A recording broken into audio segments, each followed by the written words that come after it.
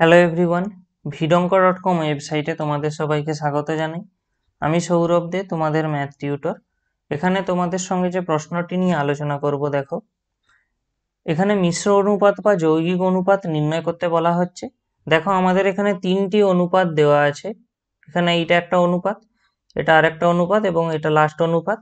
তো এই তিনটি অনুপাতের মিশ্র অনুপাত বা যৌগিক অনুপাত নির্ণয় করতে বলা হচ্ছে। তো আমরা জানি যখন কতকগুলি অনুপাত দুই বা তার বেশি অনুপাত দেওয়া থাকে, তখন তাদের মিশ্র অনুপাত নির্ণয় করার জন্য আমাদেরকে প্রথমে পূর্ব পদগুলির গুণফল নির্ণয় করতে হয় এবং উত্তর পদগুলির গুণফল নির্ণয় করতে হয়। এরপরে আমরা কি করব, ওই যে গুণফলগুলি নির্ণয় হলো, তাদেরকে আমরা অনুপাত হিসাবে নির্ণয় করব, সেটাই হবে মিশ্র অনুপাত বা যৌগিক অনুপাত। তো এখানে পূর্ব পদগুলি দেখো, x plus y, x square plus Y square এবং এক্স স্কোয়ার মাইনাস ওয়াই স্কোয়ারের হোল স্কোয়ার।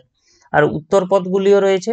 তাহলে এখানে যে মিশ্র অনুপাতটা অ্যাকচুয়ালি আমরা পাবো, সেটা কেমন হবে দেখো, এখানে x plus Y into x square plus Y square into x square minus Y স্কোয়ারের হোল স্কোয়ার।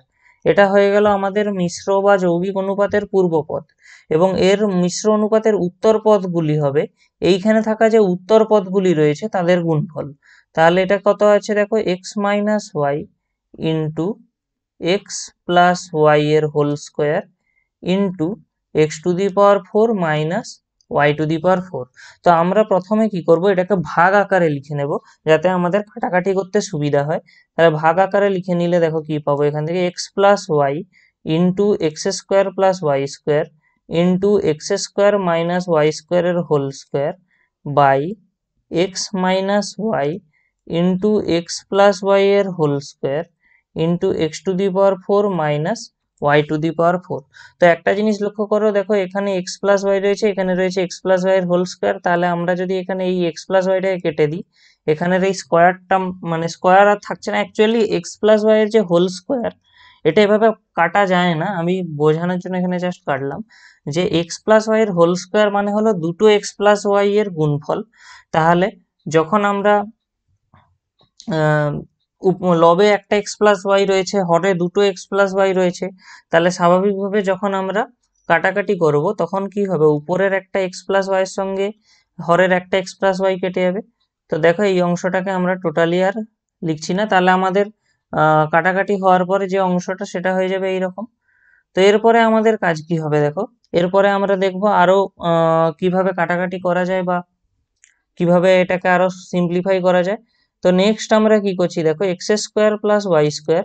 এবারে এই স্কোয়ার টার্মটাকে আমরা যদি ভেঙে নিই, কি পাবো, X square minus Y square into x square minus Y square by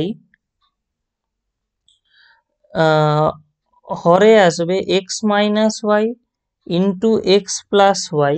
আচ্ছা দেখো, আচ্ছা এবারে একটা জিনিস লক্ষ্য করো, এই X minus Y into X plus Y, এটা গুণ হয়ে গেলে আমরা কত হয়ে জানি, এটা একটা ফর্মুলা আছে, X minus Y into X plus Y, এরা যখন গুণ হয়ে যায় তখন তৈরি হয় X square minus Y square. তাহলে আমরা ওই গুণফলটাকে এখানে লিখতে পারি X square minus Y square. আর এখানে দেখো রয়েছে X to the power four minus Y to the power four. আমরা যদি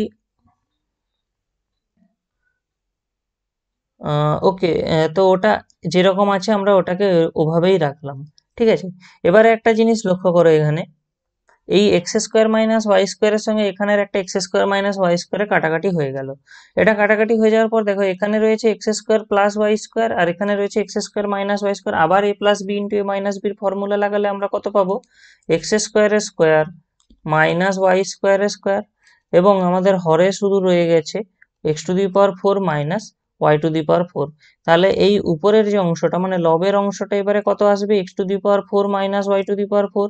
আর আমাদের হরেও আছে কত, X to the power four minus Y to the power four. স্বাভাবিকভাবে এরা কাটাকাটি হয়ে যাবে। তাহলে আমরা অ্যাকচুয়ালি কত পাচ্ছি এখান থেকে, ওয়ান বাই ওয়ান। আর ওয়ান বাই ওয়ান একে আমরা অনুপাতে প্রকাশ করলে তাহলে কত পাবো, ওয়ান ইস টু ওয়ান। তার মানে আমাদের এখানে যে তিনটি অনুপাত দেওয়া ছিল, তাদের যে মিশ্র অনুপাত বা যৌগিক অনুপাত নির্ণয় করতে বলা হয়েছে, সেটা নির্ণয় করলে আমরা পাবো কত, ওয়ান ইস টু ওয়ান।